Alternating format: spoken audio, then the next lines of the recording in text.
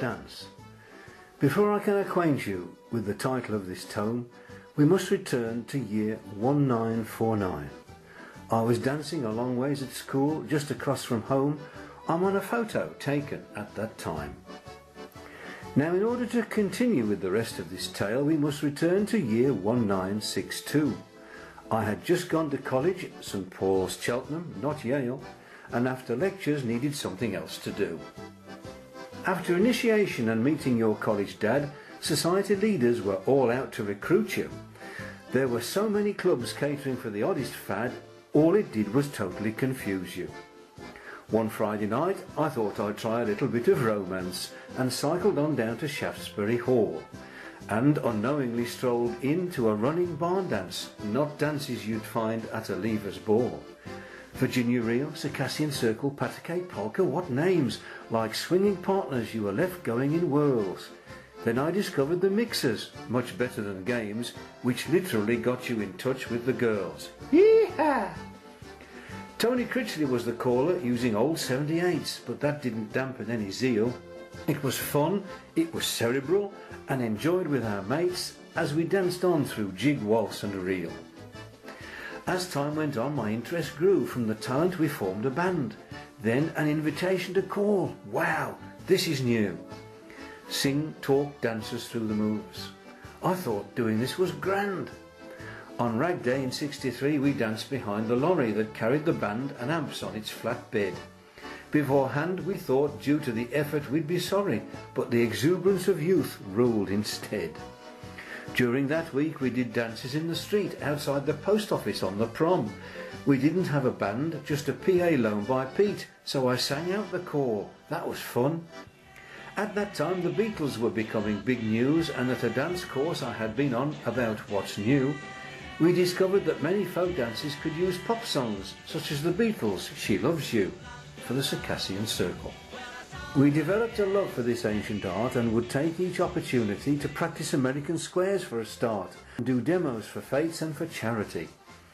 Nibs Matthews, EFDSS coordinator for the Southwest, would use us to trial brand new squares. We were entered in the Hereford Festival, a test as the Bows and Bells, quite impressive pairs. We went to big dances at Gloucester and Malvern, where in those days barn dancing was in. At the Albert Hall Festival in London we danced on the floor at the end. We made a day of going down to the show, and after lunch we danced at Cecil Sharp House. When they said Fandango was only for those that know, we had to sit it out. We hadn't the nous. The high spot of the college barn dance scene was in '65 on the BBC, including many dances that had been very popular, like Some Called By Me. Nibs called the dances for the broadcast, and the show was recorded, not actual.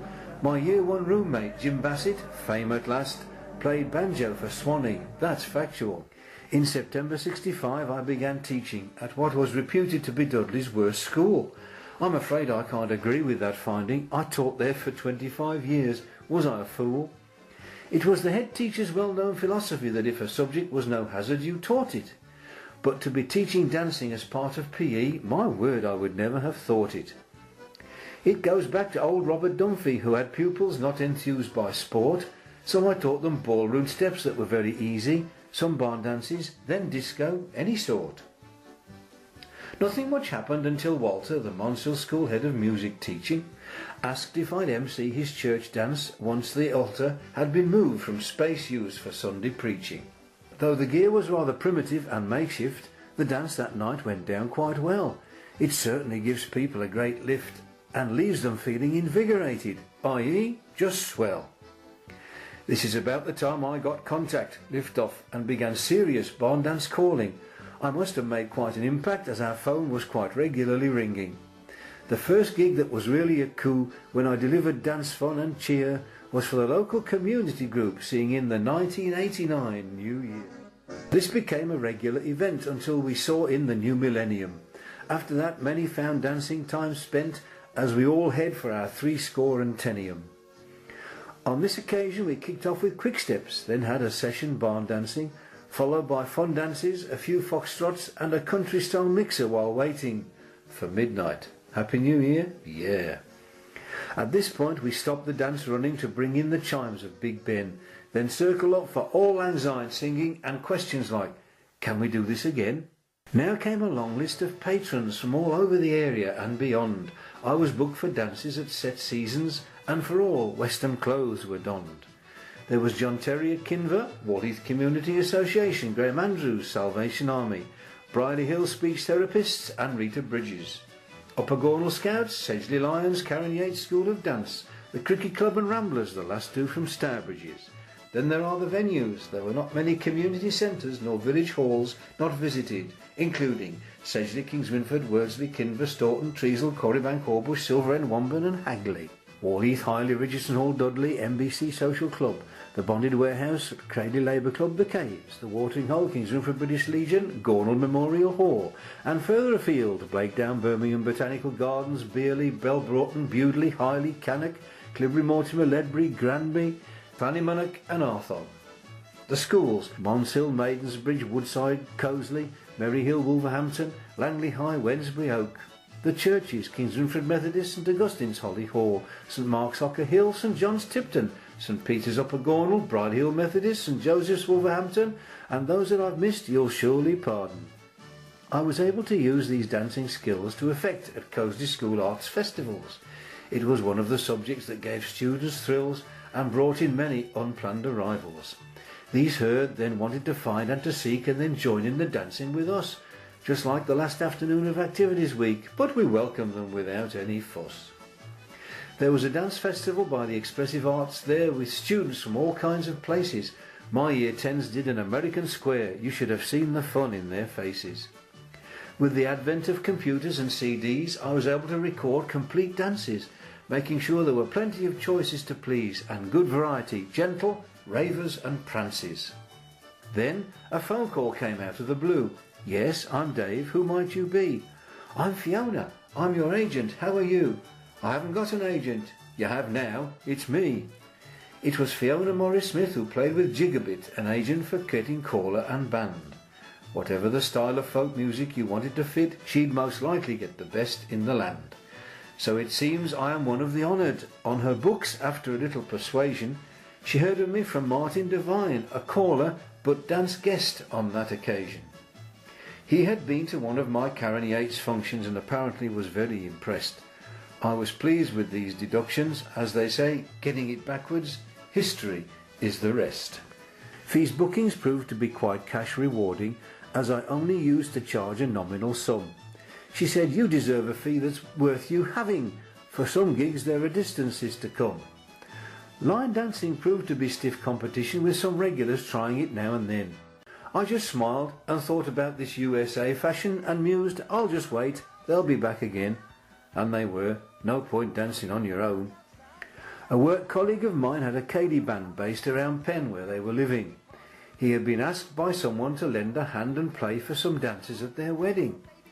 But Pendrift did instrumentals and songs. Strict tempo had not been their thing. But I mixed and matched and there soon came along a programme of excellent dancing. This was a new venture for them and for me. Prior to this I had only CDs. Now with a live band it was easy to see how much more we were able to please. One gig that I did I found really quite tough. To me the Cock and Bull Band were unknown. Though I said I would do it, it was quite hard enough. With no rehearsal I felt really alone. But these guys were very able musicians and we discussed our repertoires more or less, and our matching music to dancing decisions proved to be an evening of success, with the confetti cannon to end Patacake Polka. The second gig for me was at Birmingham Botanical Gardens, for dancing at Tim and Claire's wedding eve, more fun guaranteed as it lengthens. And so, finally we come to the last dance of all. It was really held in a barn. I suppose most of Arthog heard the call from the village to the neighbouring farm. It was a double family celebration for relatives and friends near and far. The way off the main road gave consternation. It was going to be tough on the car. After variously climbing and descending tarmac road and bumpy farm track, we eventually made Happy Gig Landing and unloaded the gear from the back. All this is happening in good old Welsh rain, but eventually the sun was to shine. We were pleased it decided to grace us again. It emerged from the clouds just in time. The low sun set the mood for the evening, lifting the spirits of all who had come, giving all their feet that twitchy feeling, as if to say, come on, dancing fun. We laughed our way through all the old favourites, Patter Cake, Polka, Texas Star, Lucky 7, Circle Waltz, Oxo Reel, and some more jigs, and mistakes no one minds in dance heaven. The break came along all too soon, but our host served a great barbecue. As I got ready, the next dance and tune, folks were able to admire the view. As well as our host's family and relations, there were past pupils we'd taught years gone by. Some even braved gruelling conditions, sleeping in tents, not but almost under the sky. As the cooling night air crossed the floor, it was time to say good night to our pals. Our last dance isn't romantic anymore. We'll bow out with Buffalo Gals. Yee-hoo! I didn't know at that time this would be my last dance. No more calling for me. I had Parkinson's and horrible arthritis, which were affecting me seriously. Do-si-do, and now we're in clover. Be like the caller, go and fall over, is a call I can't do in the end. So I'll say the warmest thanks and goodbye to every barn dancing friend.